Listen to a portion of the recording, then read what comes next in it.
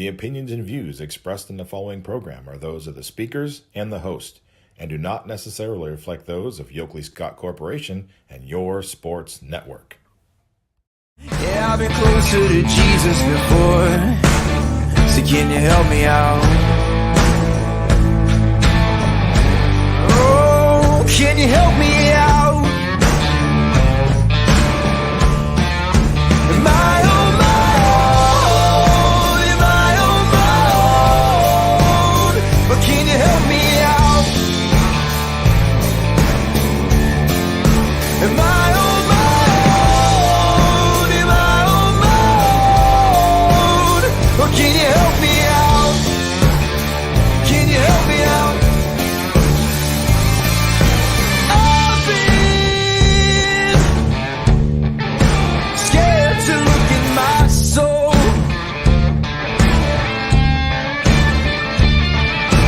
I've been afraid I would follow the road. Yeah, afraid of the things I've been told.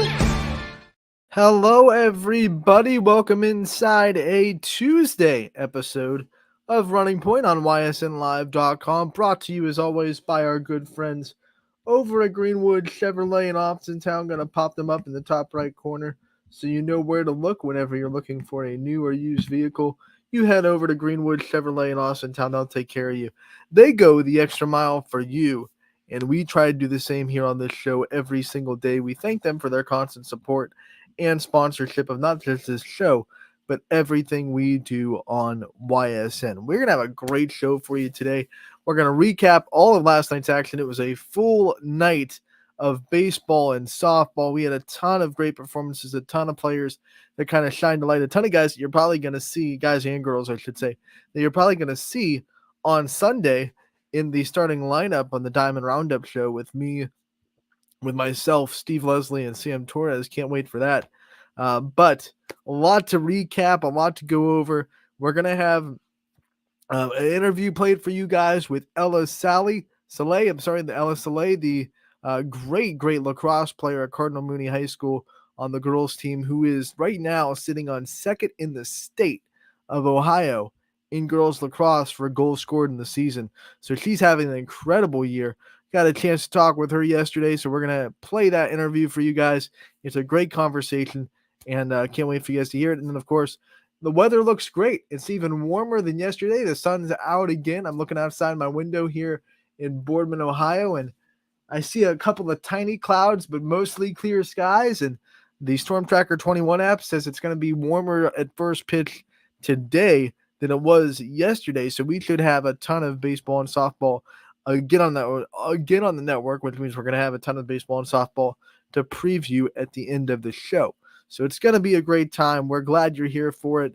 And let's start this Tuesday episode like we always do on Running Point with the recap of last night's action. And also, like we always do, we're going to start with where I was at. I went down to Youngstown State University, the YSU softball complex, home of the YSU Penguins softball team, and I saw a great offensive game. One of those ones where both teams were flexing their muscles at the plate, and it was Western Reserve and Jackson Milton. There was no better stage than YSU softball complex for this this big rivalry game between Jackson Milton and Western Reserve. Everyone knows what that game means to both programs. It's a trophy game in basketball. Neither team wants to go home losers against the other. And they showed it. Both teams fought so hard. 13-11, though. Western Reserve wins the offensive slugfest. The combined for 24 runs. Jackson Milton scored the last 5 runs of the game, but it wasn't enough because Western Reserve was able to build up a 7-run lead earlier. They were up 13-6, and they ended up winning 13-11. They stranded 2 runners on base in the 7th inning. That would have been the go-ahead run. Well, the tying runs for Jackson Milton. The go-ahead run was at the plate in the top of the 7th. Western Reserve was able to hold on. This did count as Western Reserve's home game, so they were batting in the bottom of the inning. Plenty of contributions from their lineup for the Blue Devils. Hannah Heath, though, perfect night at the plate, going 4 for 4. 4 runs scored, 3 RBI. She also came in the circle in relief and pitched pretty well. for the Blue Devils in a relief spot, especially, like I said, in that 7th inning when Jackson Milton was having all the momentum. They scored the last 5 runs of the game, and they were running hot. They got their first 2 base runners aboard, and you really thought, like, man, this is it. And it was the meat of their order too. It was 3, 4, 5 coming up. I mean, Hannah Heath had to dig deep to get these outs. And that's one of the things I talked to Coach Sarinsky afterwards in their post-game interview, which you can find on ysnlive.com and our YouTube page, by the way. But in her post-game interview, kind of talked about, like, hey, you didn't pitch a perfect game. You didn't play a perfect defense. But when it was clutch time and you needed it, Hannah Heath came up with some really good pitches, struck a girl out, got the last 2 outs of the game, and was able to get out of that 7th inning with the lead intact and obviously with the win. So she played really well. Allison Jones, I talked about her speed for Western Reserve. She is dangerous. I think she's maybe the fastest base runner we have in the YSN family. I know Ayla Ray has a ton of speed at Fitch, and I'm going to see that live tonight. But I mean, Allison Jones last night got bunted on her first at bat, bunted a perfect bunt down, got to first, and just like I said when I coached against her in this winter when she was filling in for a team, she laid down the bunt. It was a small error. It wasn't an error like the girl way overthrew it and the ball went in the outfield. It was a small, like the first baseman let it dribble by her and it went a couple of feet behind her. And Allison Jones was already like turning towards third base by the time the Western Reserve defense was able to pick up the ball. And then by the time the throw got over there was no chance. She got the first to third on an air on a bunt. I mean, it was nuts. She had 4 stolen bases in this game, 3 for 4 on the day. She won the player of the game because of this, the impact her speed made, especially at the top of the order. It was a great performance from her. 3 runs scored as well and an RBI to add to her stats. Kaylee Selly, we've talked about her a lot too, a great shortstop for Western Reserve. She had 4 RBIs on a 2 for 4 day. Kaylee Williams, the bottom of the lineup, went 3 for 4 with an RBI and a run scored. So she really did a good job setting the table for Allison Jones in the top of the order. So a really good job throughout this lineup for Western Reserve. All those players just really played well.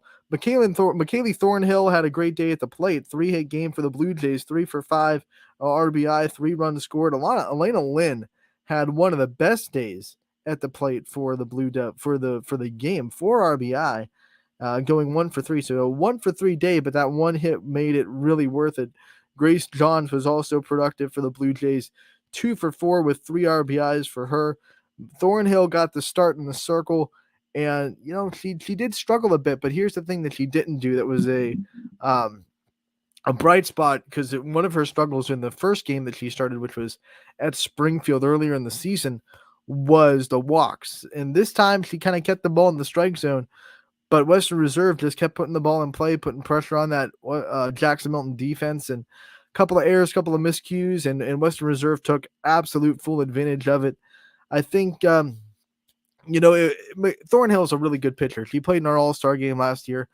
Obviously, the first 2 starts of her season, not the way that she wants them to go. But I think the first game, she walked a couple of hitters that she didn't want to walk. And then I think in this game, watching it, I think maybe a little bit of over-adjustment, and she came a little bit too far into the zone a couple of times and left the ball a little bit too pretty for these Western Reserve hitters that have now scored in 2 games played 27 runs in 2 games, 14 against Middle Ridge and now 13 against Western Reserve, against Jackson Milton. So this is a potent lineup, and if you make those small mistakes in the strike zone to them, then they're gonna make you pay. They're gonna make when you miss your spots, and that's the tough thing about pitching. I mean, it's a game of inches. I mean, if you go and you put a ball, a rise ball here, it's gonna be probably a swing and miss. But if you put a rise ball just a couple of inches down and it's at the chest, boom, it's going to go really far. And I think some of her rise balls just kind of caught that top of the zone where Western Reserve was able to really get a good piece of the bat on it. So that being said, I still think Thornhill is a really good pitcher. She's going to be a college pitcher. I have no doubt of that in her future. Just got to kind of navigate the struggles, right? That's what softball is all about. Bouncing back from mistakes. It's a game of failure. That's what you say to hitters a lot, because obviously the best hitters in the game, get out 6 out of 10 times. But it's a game of failure for pitchers too. You're going to have games where you miss your spots. You walk more people than you want, or maybe you give up a home run, or you give up more runs than you want. How are you gonna fight through it? And she'll probably have a lot more chances for sure this season to show us how good she really is in the circle. And I have full confidence that she will do that. These two teams will meet again tonight at Jackson Milton this time. Start time for that game is 5 o'clock. I do want to end this recap of this game by giving my thoughts to Lindsey Jones. She's definitely been struggling with injuries for a while, and she went down again last night in this game. She had a really good day before that, was 2 for 2, and it just looked like she came out of the box on a wrong step and went down.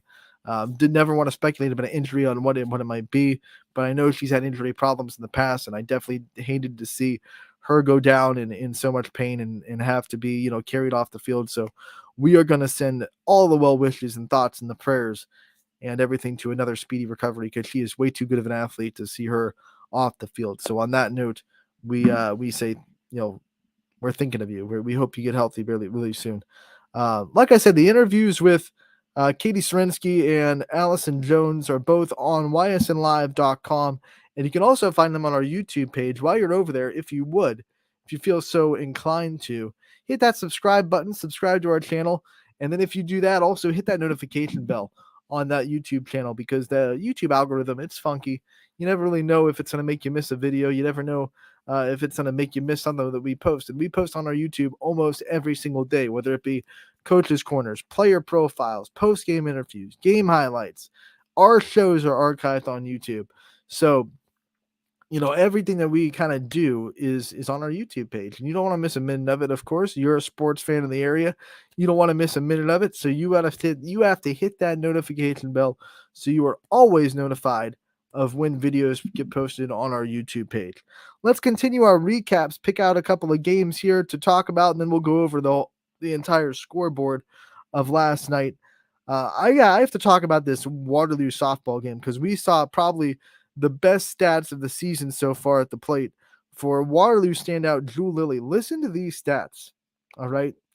Jewel Lilly had 2 home runs last night, a grand slam, and a walk-off 2-run home run that gave Waterloo the run rule victory. She had 8 RBIs on the night with 2 home runs. And if that wasn't enough, if 8 RBIs and 2 home runs and a grand slam wasn't enough to kind of open your eyes and make you go, oh, that's a good night, she also threw in the circle, and she gave up 8 hits and only 2 earned runs, 5 runs total, 2 of them earned, and 8 strikeouts on the night as well. So got the win in the circle and absolutely just flexed on everybody in the batter's box. I think it's a great day when you have 8 RBI, I would say. We'll talk about Mineral Ridge's standouts as well. Lily Marilillo and Maddie Wylonen. Maddie Wylonen is a player we know very well. She's played in our last 2 consecutive All-Star games. She is a star for the Rams. They had a good day hitting. They both went 2 for 3. And Marilillo was also the pitcher. Only gave up 7 hits, and the problem was that they were big hits, obviously, with 2 home runs hit by Lily.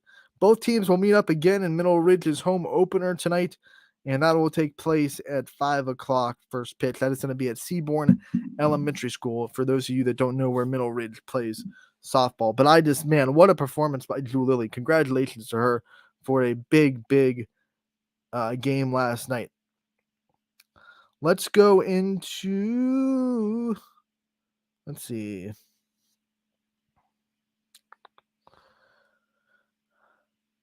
How about we talk about Springfield baseball getting the win 6-3 over Lowville. This is one where they are able to keep pace and stay hot. 6-3, they get the win. Colton Rourke had a great day at the plate. He was 1 for 2 with a walk, 2 RBI on the day. And then you also are able to get a great pitching performance on the mound from Braden Butler, who pitched all 7 innings, a complete game. He struck out 4. That's really we talked about it on the Diamond Roundup, really efficient in baseball when you go a complete game and so dominant, because there's that pitch count. You got to watch your pitch count in baseball, obviously. So to go all 7 innings is something we're seeing less and less out of baseball pitchers, because you run into maybe a 5th inning, or you run into 1 inning where you maybe throw 18 pitches or 20 pitches and it throws off your pitch count, and coaches want to not make you have to have that 3-day rest maybe, but Butler was very efficient with his pitches in 7 innings. Like I said, he struck out 4. That could actually be a good thing for baseball pitchers when you're thinking about managing your pitch count. Strikeouts take a lot of pitches, right? Unless you're going the 1, 2, 3, you're gone. But strikeouts usually 4, 5, 6 pitches, and then if it's a battle and you win it, it could be as much 8, 9, 10 pitches. So strikeouts can really tax your pitch count. So maybe that those 4 strikeouts were actually a good thing for Butler, who was able to keep the ball in play, keep the ball into his great defense, and obviously able to get the win. Parker Dobson, Noah Togo, and Shondell Gardner, Ryan Maddie all had multiple hits for the Tigers. And like I said, Colton Rourke had that double with 2 RBIs in the win. The Tigers will finish the series, not season. Whoa. We're in early April. No one's finishing the season. They'll finish the series with Louisville tonight at 5 o'clock at Scene Park. That'll be on ysnlive.com for Springfield and Louisville. How about Austintown Fitch? They were able to get the win last night over Boardman on the baseball diamond, and they continue to really impress. I mean, we said it before. I am really, really impressed with this Falcons team, with all they lost last year. Lost a lot of talent to graduation. And outside of this program, a lot of people probably didn't believe that Austintown Fitch would be the team that could contend in the AAC. And all these young kids, man, coming out and stepping into bigger roles, bigger shoes after so many seniors graduated, they are really playing well. And they get the win last night over Boardman 2-1. And Mason Petrellis really pitched well for the Falcons. Only gave up 5 hits, 1 run. Obviously, it was a pitcher's duel, 2-1. So both pitchers pitched really well for this game. A sac fly scored the Boardman's only run from Marty Stakowitz. Boardman just couldn't get another run, but they did apply pressure. They just weren't able to score runs. The game-winning run for Fitch was scored in the 4th inning. Hayden Wormuth scored it, singled to right field on a 1-1 count, and he scored 1 run. Gavin Hyde was the pitcher for Boardman. He pitched well, 6 innings, allowed 4 hits, 2 runs, struck out 7. That's just one of those tough luck losses for a pitcher that you get a lot of times in baseball, where you're pitching well, you're keeping the team in the game, and they just score 1 more run than you. I mean, a 2-1 baseball game is a really good one. I don't think either of these teams want to hang their hats on anything. It's early in the season, and they're going to play each other again tonight. So, but what a baseball game, and what another win for Austintown Fitch. Still undefeated in the AAC with a sweep over Howland earlier in the season, and now, obviously, the first win over Boardman. They'll look for the sweep tonight as they play on the baseball field at Boardman. Let's talk about the softball diamond with these 2 matchups. Austintown Fitch softball was able to get the win over Boardman 7-0 last night, and Abby Toth continues to really, really open eyes as a freshman. She hit another home run on this night. That makes 3 home runs for her in the last 2 games. Sydney Watts was also just, herself. She another shutout performance. She struck out 4. And then you look at McKenna Hogan. She's really delivering at the plate, having a great season, batting over 500 on the year. By the way, is McKenna Hogan. She hit well. Ayla Ray hit well. Caitlin Mitchell had an RBI single that brought home Ayla Ray, who got on to second base. McKenna Hogan, another RBI to extend the lead to 3-0 in the second. And then, like I said, Abby Toth with the home run. And Fitch is 5-0 on the season. Boardman 2-2. And they will play again today. And this one will be at Boardman. It'll be Fitch's first road test. They've been playing at home their whole season First 5 games of the year, all at home. Now they get to go to Boardman to play tomorrow night. You can find a post-game interview by Ty Bartell with Sydney Watts and Abby Toth, as well as post-game thoughts from Steve Ward on ysnlive.com in the recap. So let's go over the actual scoreboard, get all your scores in from last night as well, and we'll go to our graphics page our graphics page on our Instagram and get all the scores from last night for you. Obviously, we can't sit here and recap every game. We'd be here forever. Hoban softball got the win last night over Louisville 6-2 as they continue their impressive season. South Range, they rocked Niles on the softball diamond 20-0 final score there. Poland baseball got the win over Struthers. They are still undefeated in the conference, 6-1 the final score. Hubbard baseball got the win over Jefferson 15-5. Big one for the Eagles on the baseball diamond. Columbiana was able to beat Latonia 15-0. Roush pitched a no-hitter for Columbiana, so congratulations to him for being able to do that. We already told you about Fitch. JFK got the win 4-1 over Ursuline. Lakeview baseball able to win 10-0 over Girard. We saw Harrison Central baseball. They took it to East Liverpool, 10-0 final score there. Then we saw Edgewood baseball get the win over Crestwood, 13-2 final score over that one. Edison softball looked very good, 17-0 over Beaver Local. They are 3-1 in the season. Another great performance by Katie Fluharty as she struck out 7 with her shutout 5-inning performance. A good baseball game in United as they were able to hold off Heartland Christian 6-5, the final score there. The Eagles get the win for that battle of 2 Columbiana County teams. Crestview able to beat Liberty on the baseball diamond last night, 10-0, the final score there.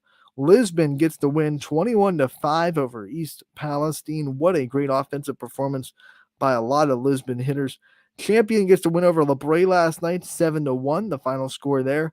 Good day for Carson Fife, who had a great day at the plate for Champion. Columbiana softball gets the win 22-0 over Latonia. We saw Garfield softball get their first win of the year, 10-0 over Newton Falls. Crestview softball in the MVAC, great here. They beat Liberty 16-4. Springfield baseball won 6-3 over Lowville. We talked about that final score for you. And those were some of the scores that we were able to get in last night. With that being said, we're going to take our break. And when we get back, we'll have an interview with Mooney lacrosse, girls lacrosse player Ella Saleh from Mooney when we get back on Running Point. Brought to you as always by Greenwood Chevrolet in Austintown. 21 News delivers the news as it happens, using the latest technology from where it happens. Live here outside the Mahoney County. On air, online, Wednesday afternoon weather update. Very dangerous. and on the 21 News social media platforms. I'm on the road right now. 21 News, the Valley's only locally owned source for trusted news since 1953.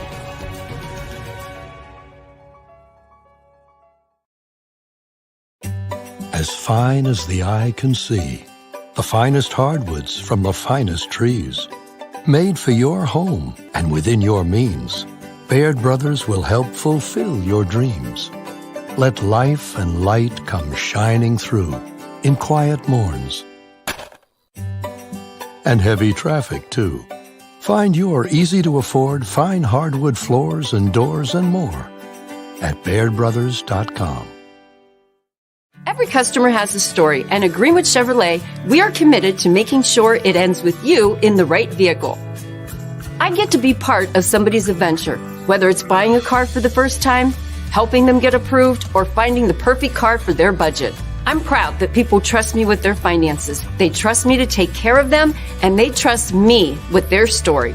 I'm Tracy, and I'm ready to go the extra mile for you only at Greenwood Chevrolet.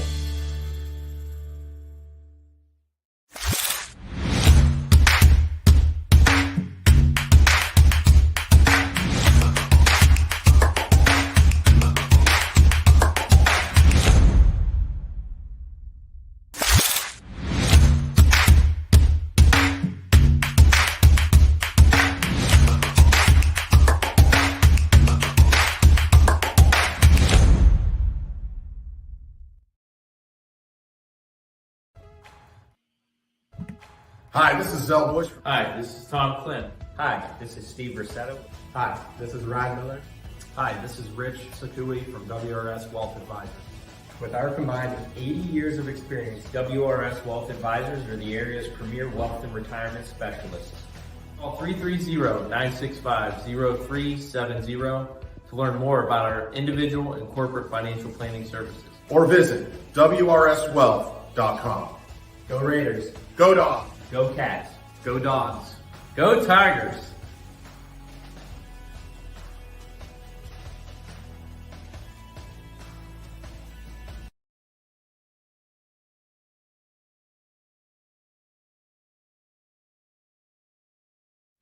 Jimmy Sudman here, Director of Isle, Purple Cat, and Golden String. We are happy to support YSN and two of my favorite people, Scotty Mincher and Super Dave O'Malley. We are an agency that provides services for adults with disabilities. We infuse humor, passion, and joy into their lives. If you know of any folks with disabilities that need our assistance, please contact us.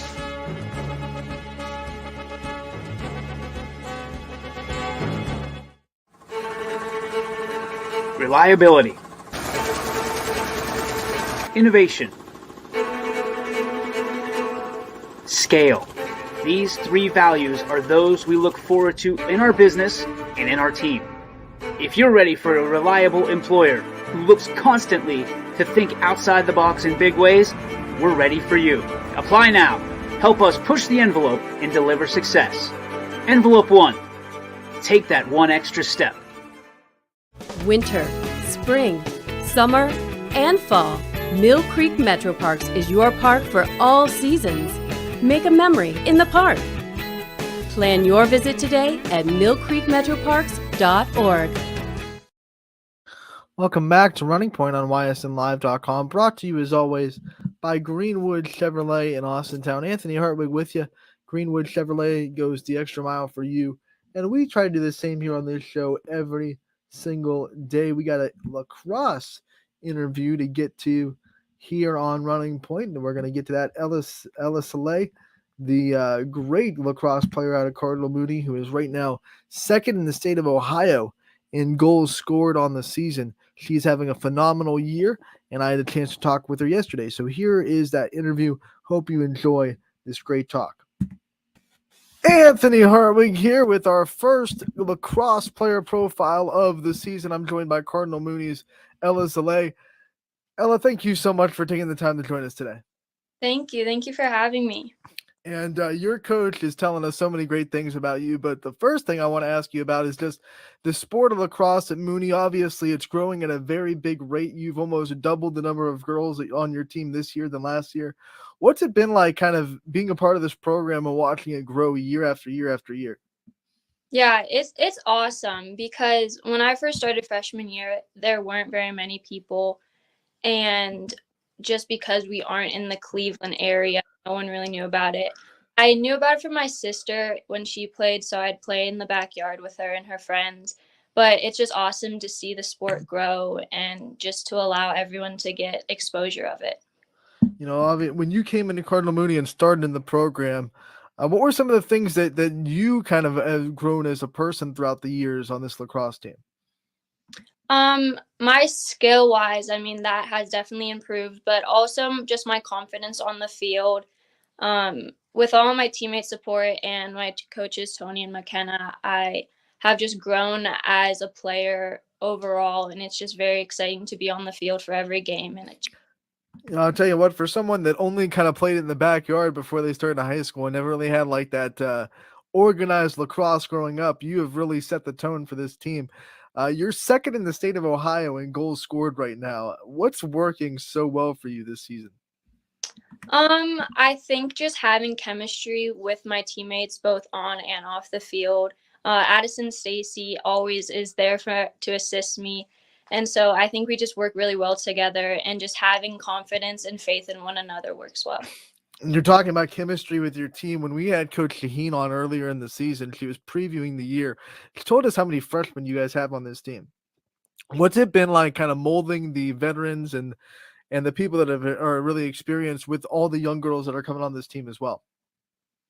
It's just awesome to see like all of the freshmen, a lot of them play basketball and so they can transition like their skills and like knowledge of the game of basketball onto lacrosse field because it's somewhat similar. And so it's just awesome to see all of the, the upperclassmen who have a few years under their belts and experience helping out the freshmen, but even the freshmen giving the upperclassmen some advice too, just because there are a few upperclassmen that are new to the game as well. You are obviously asked to be a big of a leader of this team. How would you describe your leadership capabilities? What kind of leadership do you bring to the table?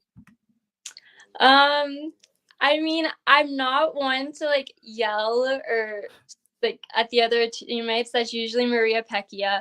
But I think just having the knowledge of the game and like the higher skill set, a lot of the younger girls do look up to me just that role, even if sometimes I don't have the most confidence in myself either.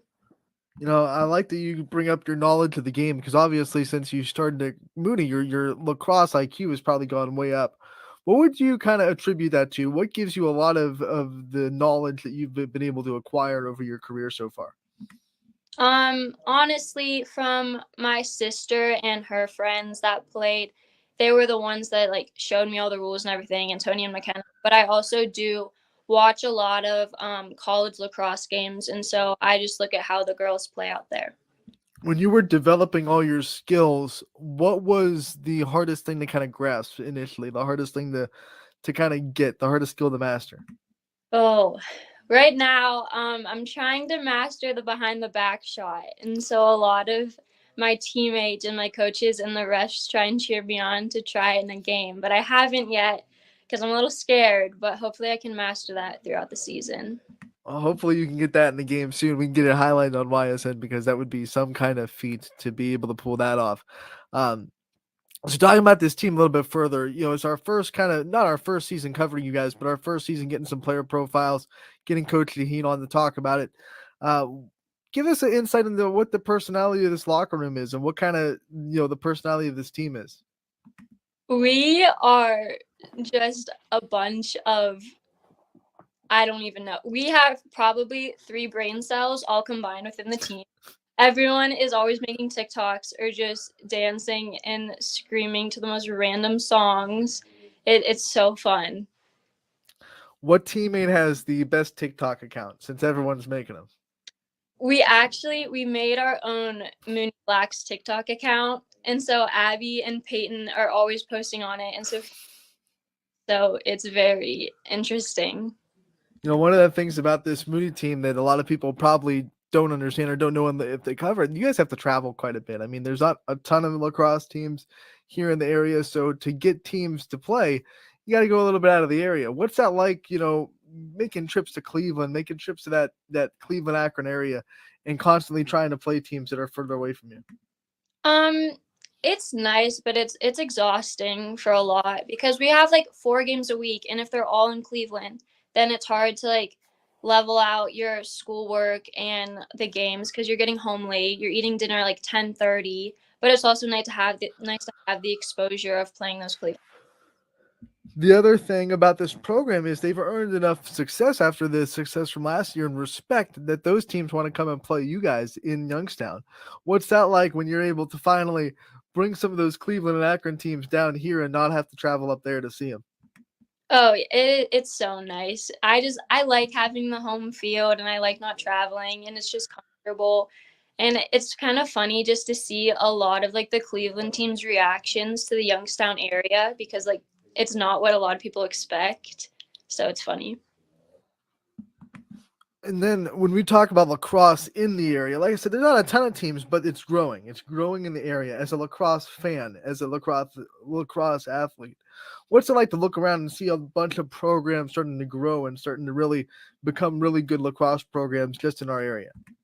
I think it's awesome to see it just grow in our area because all those Cleveland teams, the girls started in elementary school, and in this area we're not exposed until high school. And I wish that my parents were able to get me in the program earlier. And so now having it develop a lot more in this area, it's nice to get these young kids exposed.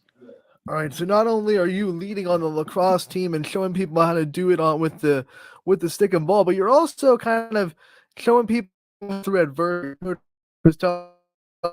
And you have to deal with that. They have to maintain your sugar before games and in halftime sometimes.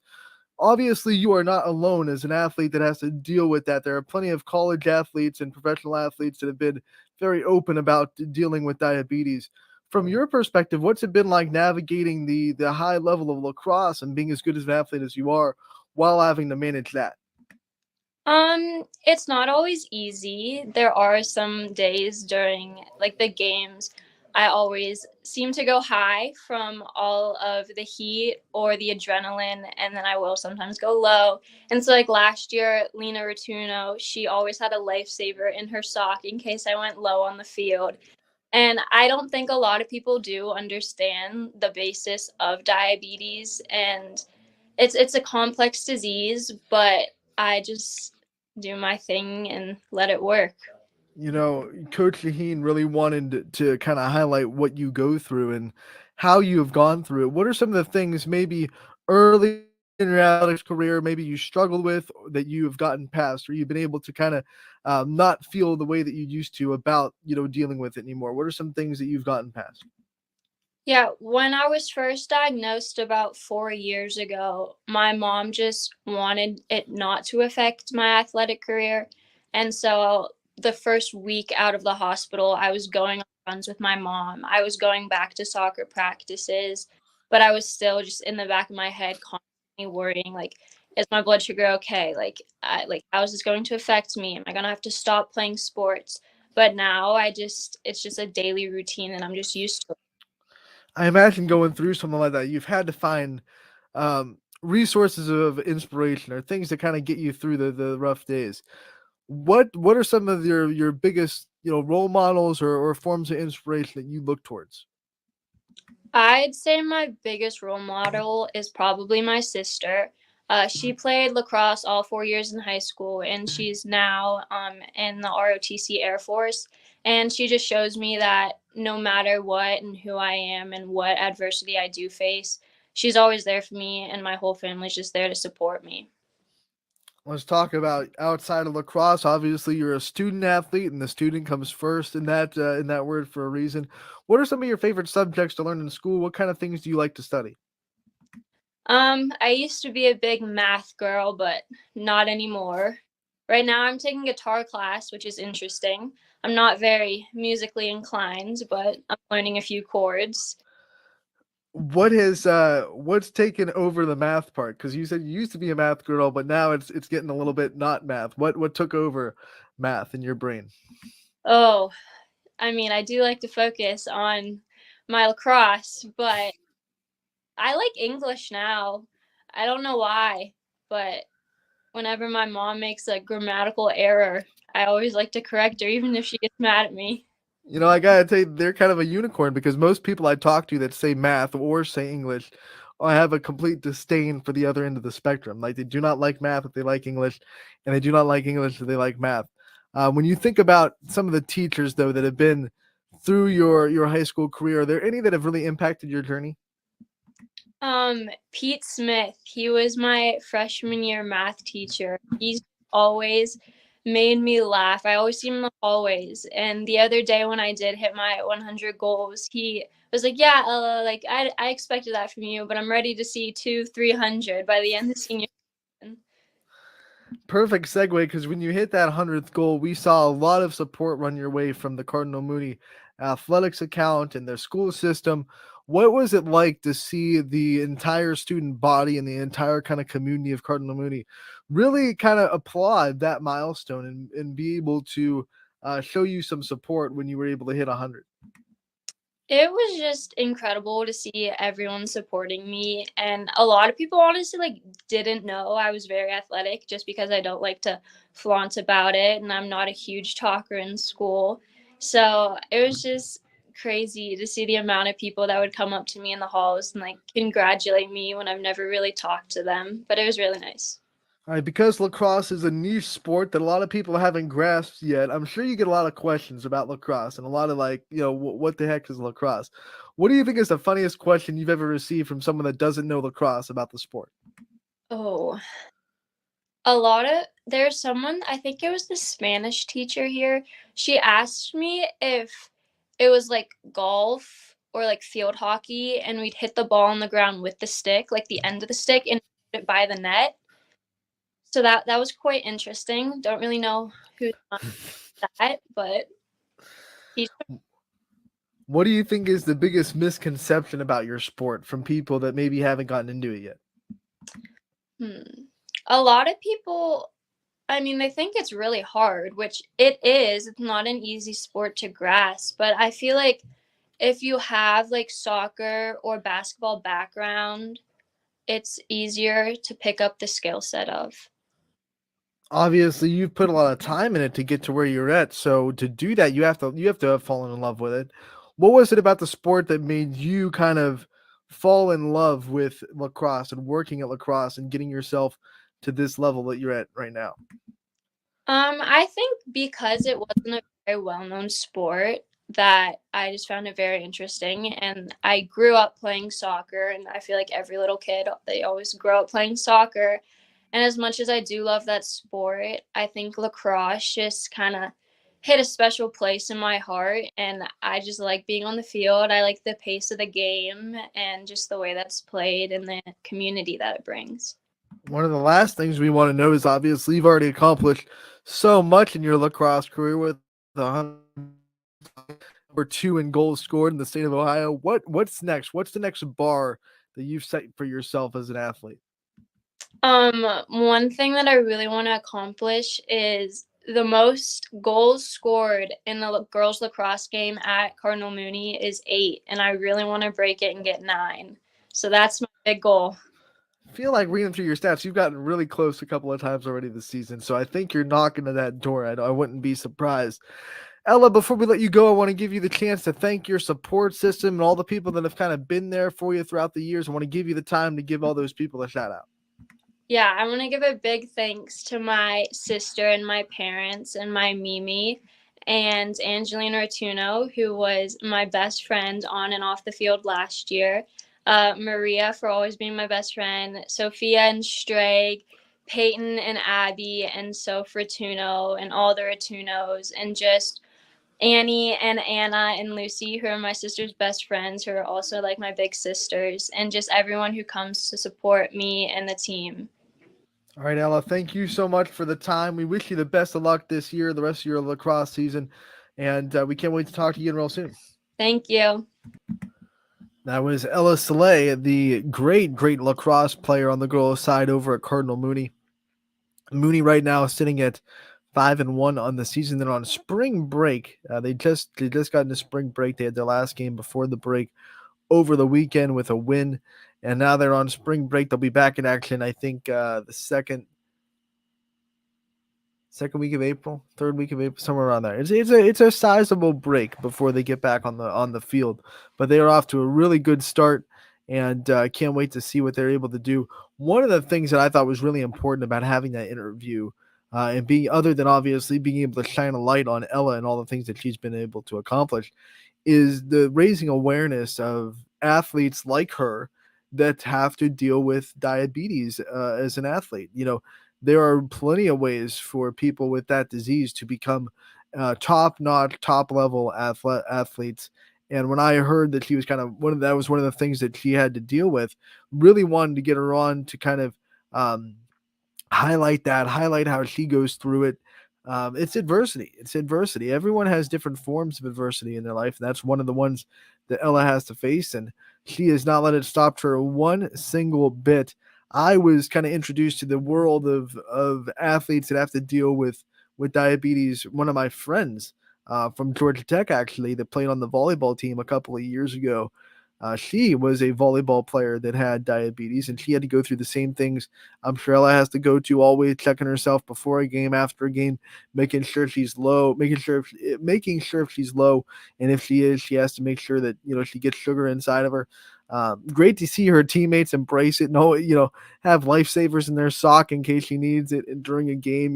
That's the teammate, right? Being able to have your back. I don't know if I want to eat a lifesaver in the sock, but I mean, if it's between that or having low blood sugar, I guess you go with the sock lifesaver, right? I guess they're not sticky until you actually put them in. So maybe they'll be fine.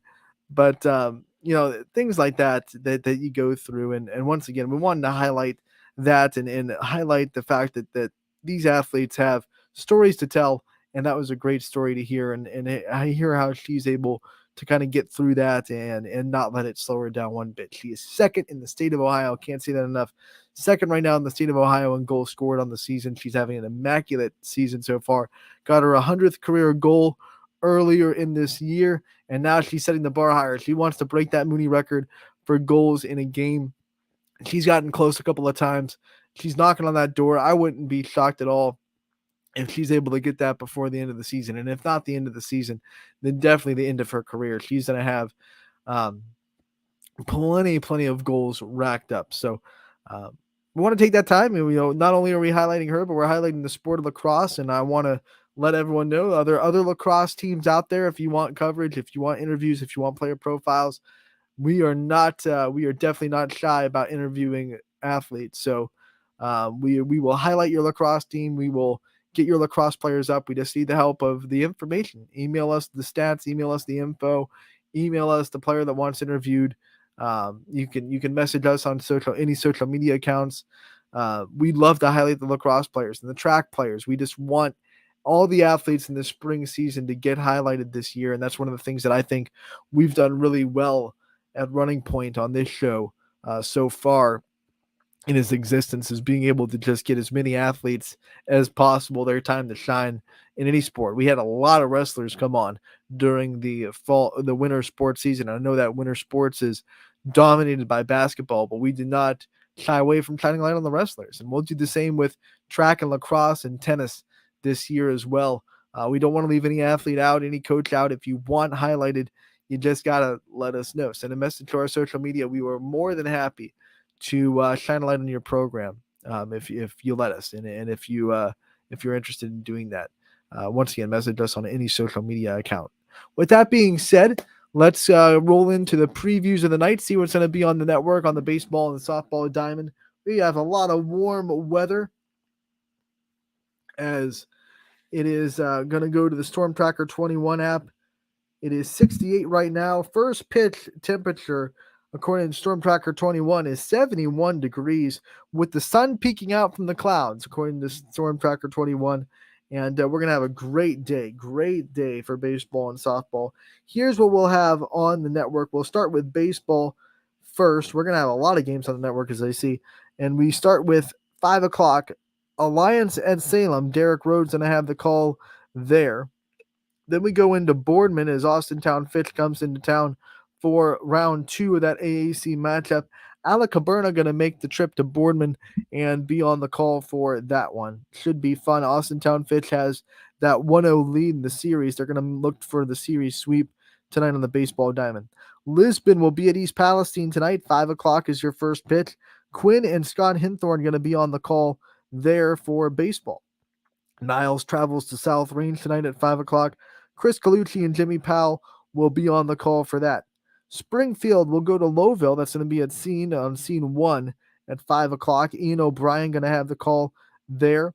Ursuline goes to Canfield tonight. Tim Corso making the trip for that game. 5 o'clock first pitch there.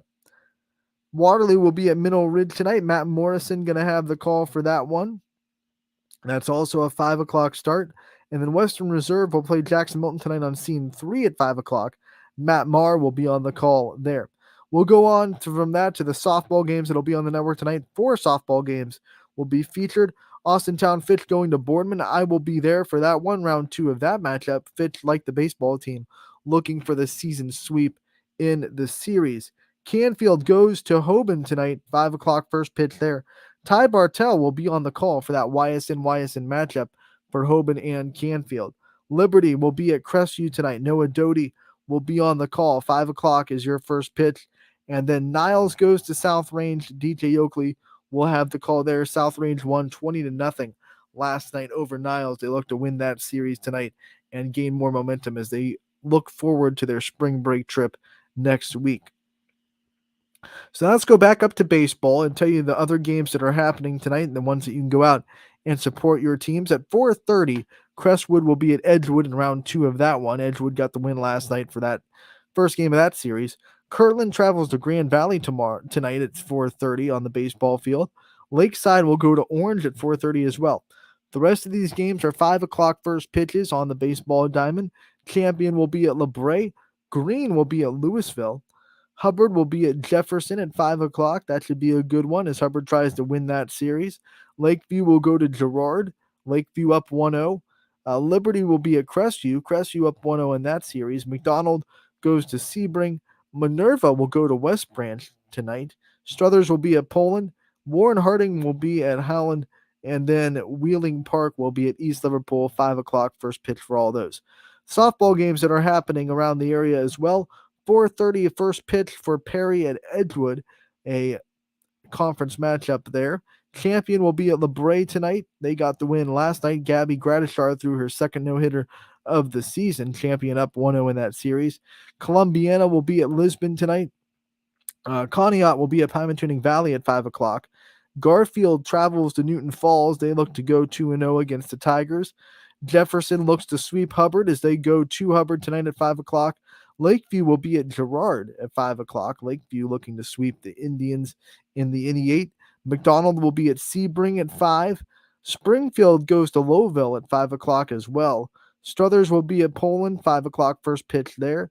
Warren Harding will be at Howland tonight, 5 o'clock first pitch. Waterloo goes to Middle Ridge for the home opener for the Rams at Seabourn Elementary School. Western Reserve will have another matchup with Jackson Milton as both offenses are hot from last night. 13-11 was the final score last night. So we'll see what the offenses have in store tonight at 5 o'clock. And then last but not least on the softball diamond, we have East at Cardinal Mooney at Field of Dreams, 5 o'clock first pitch there. We'll have tennis on the network tonight as well. Salem will be against Struthers. Bob Zaney will be on the call there for tennis at 3:45 from Struthers. And then YSU baseball in action tonight against Pitt in a non-conference game against the ACC. And that'll be at 5 o'clock as well. Anthony Romo will be on the call for that one. So a lot of baseball, a lot of softball on the network. We have 1, 2, 3, 4, 5, 6, 7, 8 high school baseball games, 4 high school softball games, a high school tennis matchup, and obviously YSU baseball tonight. So, you have a lot of places to look if you want to watch the network. And we are so proud to bring all those to you thanks to our wonderful sponsors on YSN. We thank you for tuning in today. This is going to be the wrap up of today's show. We're going to be back tomorrow with Scotty Mincher on a Wednesday. He's going to have a lot to bring to the table like he always does. We'll recap tonight's action. We'll preview tomorrow's action. And Scotty always brings great stuff in his mind that he wants to talk about himself. So we'll have Scotty on the show tomorrow, and we'll have some fun from 1 to 2. I'm Anthony Hartwig. Thank you so much for tuning in today to Running Point. As always, it is brought to you by Greenwood